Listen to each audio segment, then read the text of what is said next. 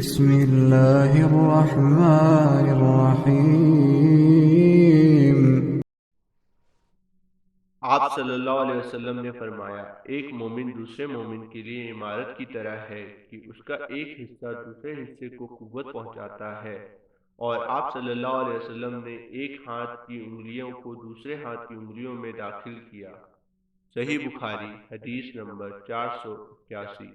رسول اللہ صلی اللہ علیہ وسلم نے ہمیں دوپہر کے بعد کی دو نمازوں میں سے کوئی نماز پڑھائی، ظہر یا عصر کی۔ ابن سیرین نے کہا کہ ابو ہریرہ رضی اللہ تعالیٰ عنہ نے اس کا نام تو لیا تھا لیکن میں بھول گیا۔ ابو ہریرہ رضی اللہ تعالیٰ عنہ نے بتلایا کہ آپ صلی اللہ علیہ وسلم نے ہمیں 2 رکعت نماز پڑھا کر سلام پھیر دیا۔ اس کے بعد ایک لکڑی کی لاٹھی سے جو مسجد میں رکھی ہوئی تھی، آپ صلی اللہ علیہ وسلم ٹیک لگا کر کھڑے ہو گئے۔ ایسا معلوم ہوتا تھا کہ جیسے آپ بہت ہی خفا ہو، اور آپ صلی اللہ علیہ وسلم نے اپنے دائیں ہاتھ کو بائیں ہاتھ پر رکھا اور ان کی انگلیوں کو ایک دوسرے میں داخل کیا، اور آپ نے اپنے دائیں رخسار مبارک کو بائیں ہاتھ کی ہتھیلی سے سہارا دیا۔ جو لوگ نماز پڑھ کر جلدی نکل جایا کرتے تھے وہ مسجد کے دروازے سے پار ہو گئے۔ پھر لوگ کہنے لگے کہ کیا نماز کم کر دی گئی ہے؟ حاضرین میں ابو بکر اور عمر رضی اللہ تعالیٰ عنہ بھی موجود تھے، لیکن انہیں بھی آپ سے بولنے کی ہمت نہ ہوئی۔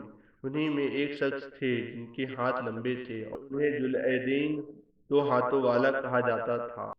انہوں نے پوچھا، یا رسول اللہ، کیا آپ صلی اللہ علیہ وسلم بھول گئے یا نماز کم کر دی گئی ہے؟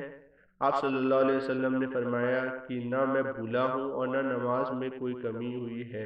پھر آپ صلی اللہ علیہ وسلم نے لوگوں سے پوچھا، کیا ذوالعیدین 2 ہاتھوں والا صحیح کہہ رہا ہے؟ حاضرین بولے کہ جی ہاں۔ یہ سن کر آپ صلی اللہ علیہ وسلم آگے بڑھے اور باقی رکعت پڑھی، پھر سلام پھیرا، پھر تکبیر کہی اور غلطی کا سجدہ کیا، معمول کے مطابق یا اس سے بھی لمبا سجدہ، پھر سر اٹھایا اور تکبیر کہی، پھر تکبیر کہی اور دوسرا سجدہ کیا، معمول کے مطابق یا اس سے بھی طویل، پھر سر اٹھایا اور تکبیر کہی۔ لوگوں نے بار بار ابن سیرین سے پوچھا کہ کیا پھر سلام پھیرا؟ تو وہ جواب دیتے کہ مجھے خبر دی گئی ہے کہ عمران بن حسین کہتے تھے کہ پھر سلام پھیرا۔ صحیح بخاری حدیث نمبر 482۔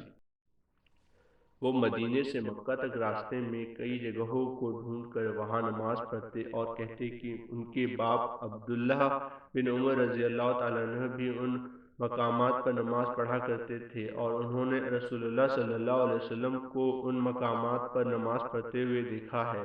اور موسیٰ بن عقبہ نے کہا کہ مجھے نافع نے ابن عمر رضی اللہ تعالیٰ عنہ کے متعلق بیان کیا کہ وہ ان مقامات پر نماز پڑھا کرتے تھے، اور میں نے اس تعلیم سے پوچھا تو مجھے خوب یاد ہے کہ انہوں نے بھی نافع کے بیان کے مطابق ہی تمام مقامات کا ذکر کیا، صرف مقام صرف اور راہ کی مسجد کے متعلق دونوں نے اختلاف کیا۔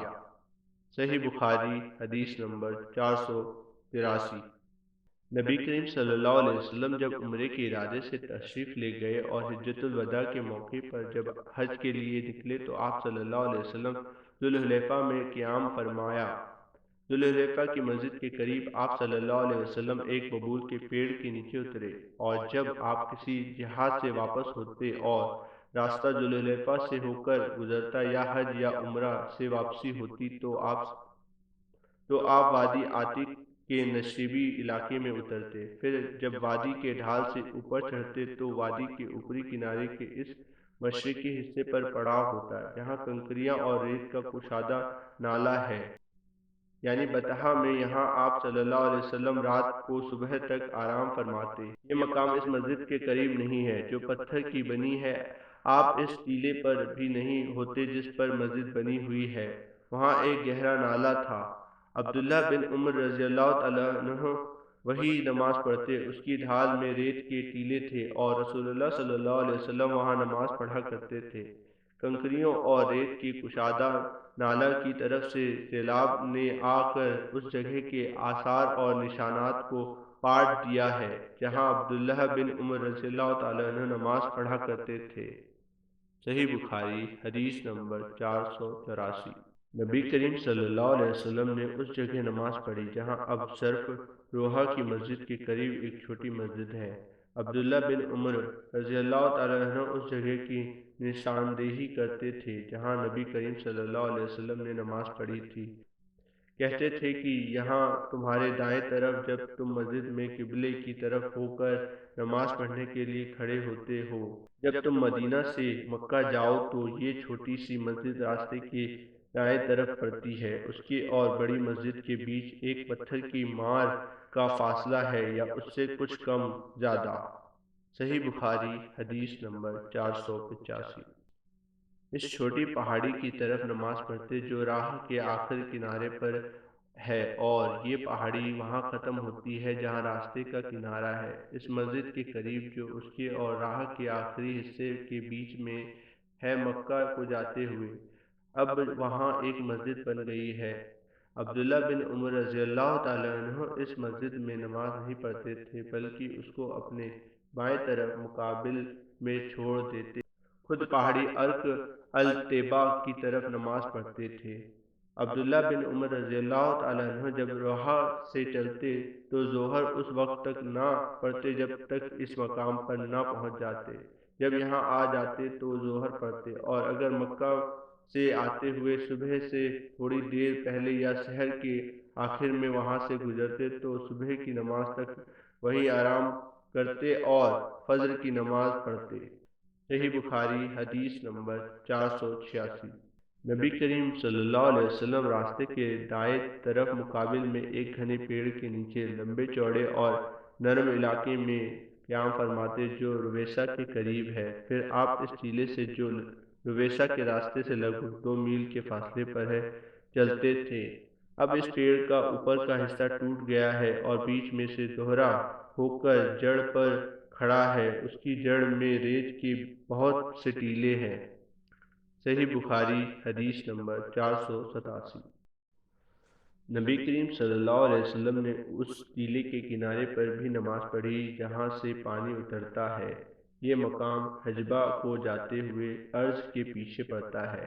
اس مسجد کے پاس 2 یا 3 قبریں ہیں، ان قبروں پر اوپر تلے پتھر رکھے ہوئے ہیں۔ راستے کے دائیں طرف ان بڑے پتھروں کے پاس ہے جو راستے میں ہے۔ حضرت عبداللہ بن عمر رضی اللہ تعالیٰ عنہ دوپہر کو سورج ڈھلنے کے بعد چلتے اور ظہر اسی مسجد میں آ کر پڑھا کرتے تھے۔ صحیح بخاری حدیث نمبر 488۔